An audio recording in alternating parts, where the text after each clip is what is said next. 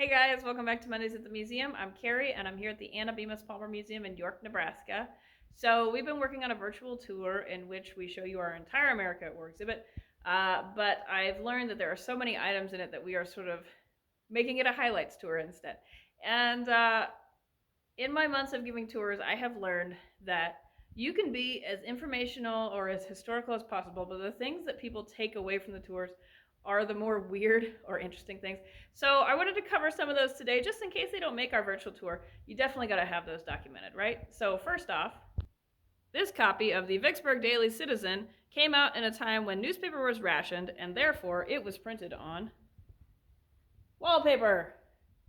Not necessarily my taste, but you did what you could with what you had.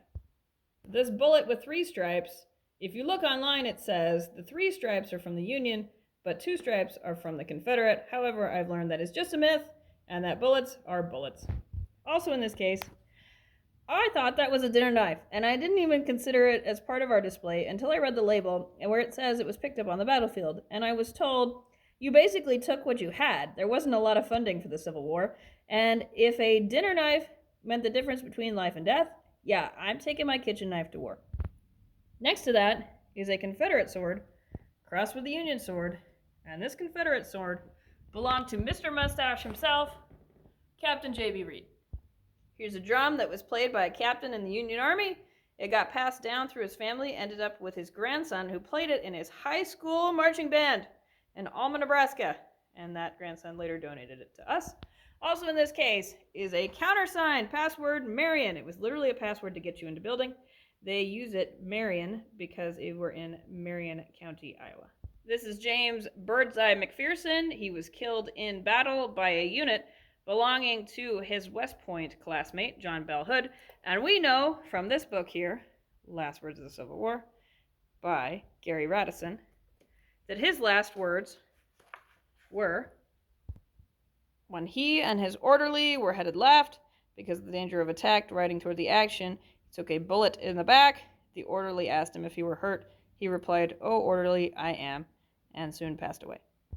This is a campaign ribbon belonging to an unknown donor, but it's from the 1860 campaign election, and I cannot find a direct replica of this online. I can find similar ones, but not this one exactly, which makes me think it is fairly rare.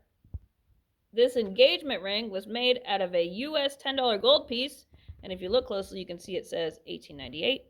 Also in this case, from the Philippine-American War and Spanish-American War, is a copper spike from the Spanish flagship, which was also called the Reina Cristina, of which we have a photo. This is what it looked like after the Battle of Manila Bay, when Admiral Dewey and his squadron completely decimated the Spanish fleet in 6 hours. What I was told was, basically, the US had fancy, nice new ships, and Spain had old wooden ships. And at that time, even some of them were towed into battle. And because of this, and the fact that the Americans had rapid-fire cannons, it wasn't really a fair fight. The same guy that donated this photo album from Company A, 1st Nebraska, featuring a photo of the guy who fired the first shot in the Philippine-American War, aka William Grayson from Beatrice, also donated this diary, and there are entries in it that match some of the photos. Here is presidential signature number 1, Teddy Roosevelt. Number 2, also Teddy Roosevelt. And number 3, Lyndon B. Johnson. We also have signatures from Garfield, Hayes, and Taft, but they weren't military related, so they haven't been on display yet. I really enjoy these pictures from El Paso because in each one, they're just goofing and completely posed. I love it. These helmets were known as Frankenstein helmets because of the bolts that stuck out. They just held your chin piece in, but they stuck out on both sides, so they called them the Frankenstein. This is my favorite uniform out of all of them just because, again, you did what you could to survive. We've got the homemade hats. We've got the homemade vests.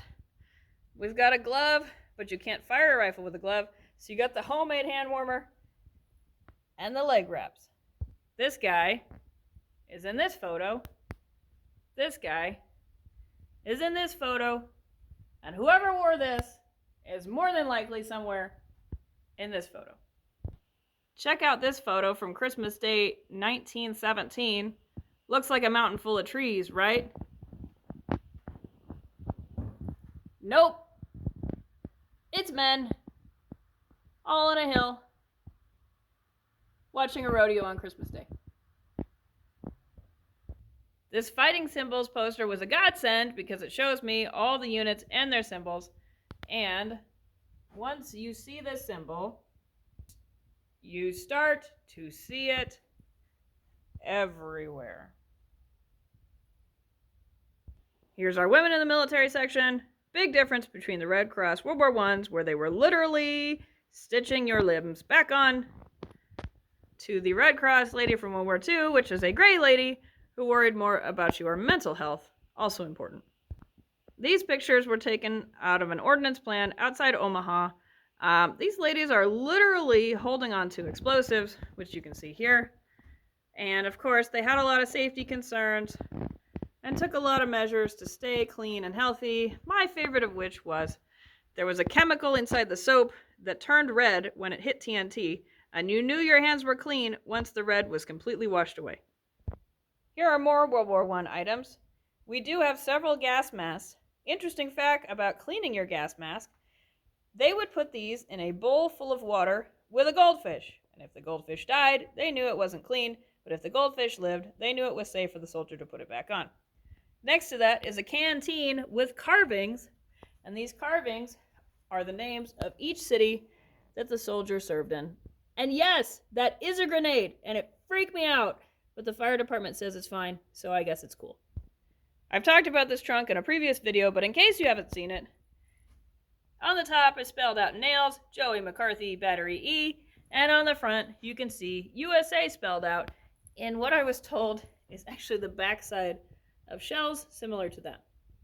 Inside are pictures frozen in time from 1917 and 1918, and again, love the camaraderie there of the unit. This trunk belonged to Joseph A. McCarthy, our favorite redhead. This uniform was worn by James Francis Frank Price, who wrote this book. These items represent the 134th Infantry Regiment, which is part of the Nebraska National Guard. They have many labels on them, one of which is the York Boys. And one cool thing was, I was giving my family a tour when my uncle stopped by to take a closer look at all the photos, and I asked him what he thought, and he said, "That's my unit."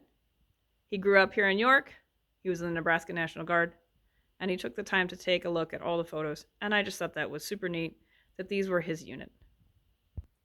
This little black book is my boss's favorite item in our entire collection so far. In it, you can see he documented everything, such as on July 21st, 1945, I took a B-17 here. On July 23rd, 1945, I took a C-54 here. And other similar entries, plus names, addresses, and a FICA score. This uniform belongs to Hub Foster, which was a really big local guy. This uniform belongs to George Zavodny and comes with pictures of the ships he served on, as well as his ship photo and him holding his ship photo many years later. There are also several photos that he took as an amateur photographer. Those are ships. As well as a collection of photos from his shipmates to a swell guy, to my best shipmate, and on the back are names and addresses. In here are several cool World War II items. The sniff kits still contain stuff, and one of them I was told is supposed to smell like mustard gas, and what they would do is they would use these things so you knew what bad chemicals smelled like, and if you smelled them you knew to get out of it. The Hitler's photo album book is actually from Ken Alley, who runs the used bookstore here in town. His father-in-law was a medic in World War II, and he was part of the unit that liberated, basically invaded Hitler's personal apartment. And he liberated that photo album, which was sitting on a table there, and they verified that these pictures are not duplicates. They are the only copies, And so we knew it was a legitimate album. And I said, Ken, we want the album. Where's the album? Let's get the original one. And he said that it was sold in an auction in Munich. Here are dog tags belonging to Josie Oxley and Charles Cub Bear. They both survived the war. Here are medals belonging to Edward Stevens, also survived the war and is buried in Waco. That 50 shell caliber was just added to the display.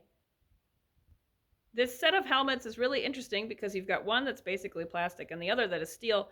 And I was told that you actually wore the steel one over the top of the plastic one. The plastic one is just to save you from the sun and, other effects. And it wouldn't do very well in a battle, but the steel one may or may not stop a bullet.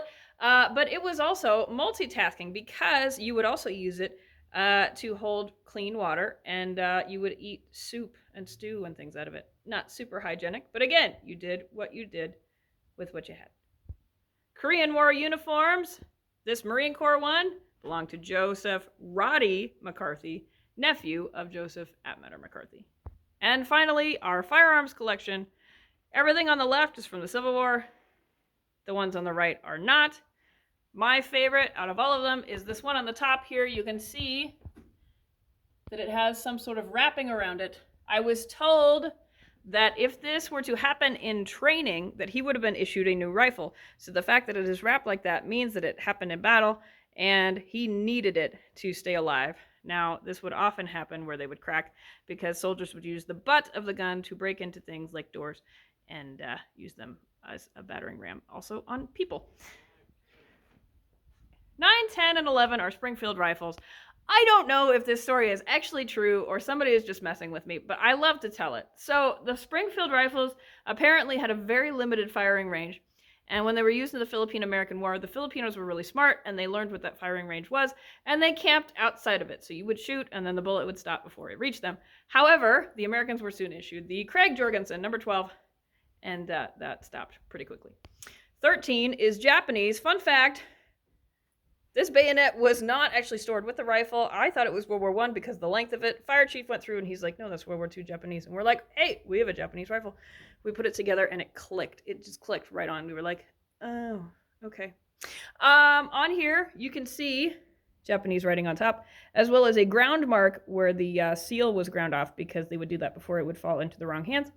And below that is also another World War II. This one is Polish made. I was told it's quite rare because Americans are kind of snobs, and they didn't want to fight with Polish weapons. They wanted to fight with American weapons, so they would break them, so they would be reissued an American weapon. And those are just a few of the really interesting facts that I have picked up in my research here and doing this display. If you want to take a closer look at any of these items or the rest of our America at War exhibit, make sure to do that before March 1st. February 29th, 2024 is the last day for the display before we rotate in a new one, so make sure to visit us before then. We'll see you next week.